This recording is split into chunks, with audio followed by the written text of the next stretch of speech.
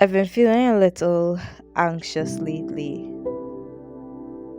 To be honest, I envy the Christians that bathe in joy and peace, but that Christian isn't me. Every day I'm fighting a war in my head over seemingly insignificant things or sizable things that I tripled in size by overthinking about it. And sometimes, although I try to remind myself that at the end of the day, God is in control, the thought honestly doesn't do the trick for me. Nothing bothers me more than not knowing what God is thinking when He does or doesn't do the things that He does or doesn't do.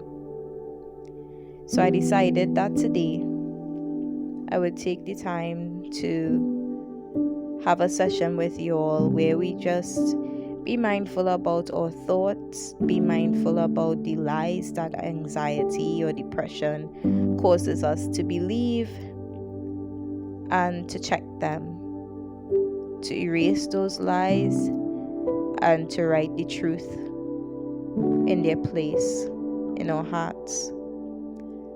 So if you're like me, you're struggling with anxious or depressing thoughts, you're angry with God, heartbroken, or disappointed, just know that you're not alone.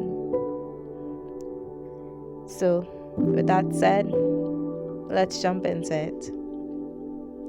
Lie number 1. My emotions are embarrassing. I shouldn't be honest with others about how I feel. The truth is, my emotions are valid.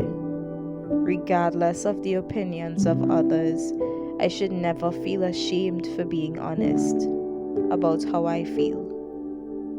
Lie number 2. Death is the only way to escape the unpleasant emotions and situations. But the truth is, death robs me of the chance to live a life in the absence of those unpleasant emotions and situations. Death robs me of the opportunity to experience hope, change, and happiness. Suicide separates me from God and promises me a future unimaginably worse than my present. Lie number 3. Everything that I feel is honest and real. Well, isn't this the biggest lie that anxiety tells us? Because the truth is, my thoughts and my emotions lie to me. Just because I feel something doesn't mean that it is. More than often, my emotions are an over-exaggeration of the truth or a lie.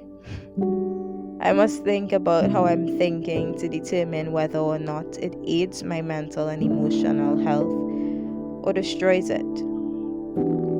Lie number 4. No matter how much time passes, nothing is going to change. My future is as painful, difficult, and hopeless as my present. But the truth is, nothing remains the same. Painful, difficult, and hopeless situations are only temporary. I may not be able to control everything. Gosh, I wish I would. But I can take control of what I can. Like my thoughts, like how I react to those thoughts, like how much time I spend entertaining those thoughts,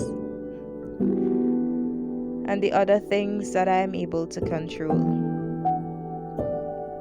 And what I can't control, I surrender to the God that is in control of all things. Even the thoughts that feel as though I am unable to control them on my own, I am able to hand over to God. And in doing so, I can work towards a future better than my today. Change is inevitable. It's up to me if that change is for the better or for the worse. Lie number 5. The opinions of others are an accurate depiction of who I am. their anger, annoyance, and ghosting me is as a result of my lacking as a person. I must tread carefully with others so as to be liked. But the truth is, no matter how carefully I tread with others, I won't be as liked as I'd like to be liked. Human beings can be self-absorbed and selfish. They change their opinions like they change their clothes. That is if they bathe often. So basing my identity or basing your identity on the opinions of other human beings will honestly rob you of your identity. You will never feel comfortable in your own skin. You will never feel accepted or liked. You will never realize your own worth or value yourself, your thoughts, your opinions, your likes, your dislikes. You will only experience the pain of chasing the wind, never being able to grasp onto the kind of person you really are. But God's emotions aren't as easily swayed as man's. Your identity is sure in Him, and your heart can be at ease. Lie number 6. And this is just a lie that I decided to throw in based on a video that I was watching by Wretched yesterday. And it is, God doesn't give you more than you can bear. The truth is, God does give you more than you can bear. If we choose to believe the unfortunate lie that He doesn't, and we continue to hold on to that lie, we may end up walking away from God completely. 2 Corinthians 1:8 and 9 says, "For we would not, brethren, have you ignorant of our trouble which came to us in Asia, that we were pressed out of measure, above strength, in so much that we despaired even of life.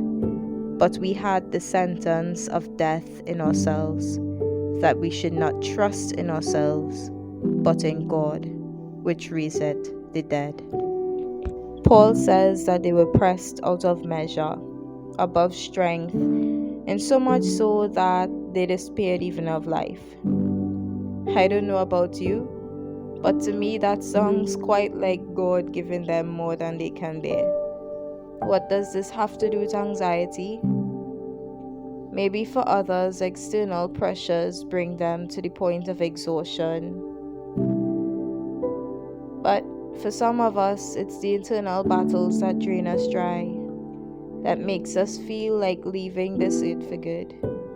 Anxiety and depression can be so subtle yet so explosive, so sneaky yet so cunning. And so is depression.